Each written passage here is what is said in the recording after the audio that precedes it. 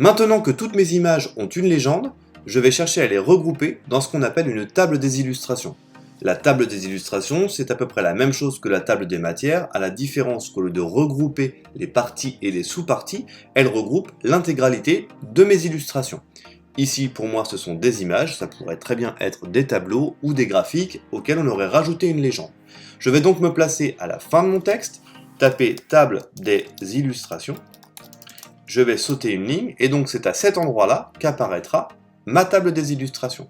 Comme on l'a fait pour la table des matières, je vais me mettre sur référence dans le bandeau, mais au lieu de cliquer à gauche sur table des matières, je vais venir cliquer sur insérer une table des illustrations ici au milieu. J'ai une fenêtre qui s'ouvre avec différentes options. J'ai une fenêtre d'aperçu ici à droite, on voit exactement à quoi ressemblera cette table des illustrations, je la laisse telle qu'elle était au début. J'ai les différentes options qui sont cochées, qui me disent que je vais inclure le texte donc, que j'ai rentré, le nom des races, avec le numéro de l'image, qu'on va inclure aussi les numéros de page et qu'ils se situeront à droite, et qu'on va utiliser des liens hypertextes, ça j'expliquerai juste après.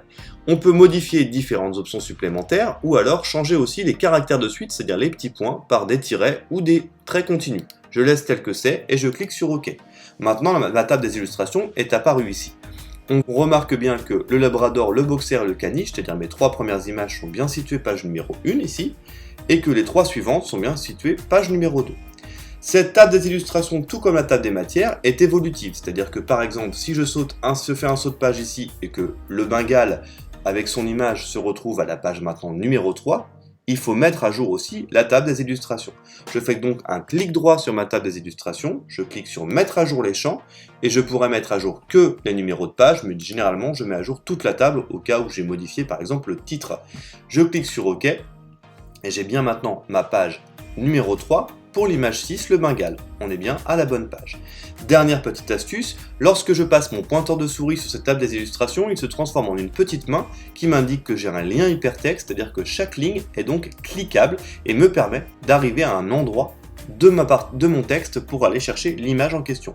Si je me mets en mode un peu plus grand et que l'on imagine qu'on est sur un document de 30 pages, c'est beaucoup plus facile de cliquer directement sur le nom de l'image que l'on cherche dans la table des illustrations plutôt que de chercher dans tout document. On essaye une dernière fois avec une autre image, par exemple le Maine Coon, et on arrive directement à l'image concernée.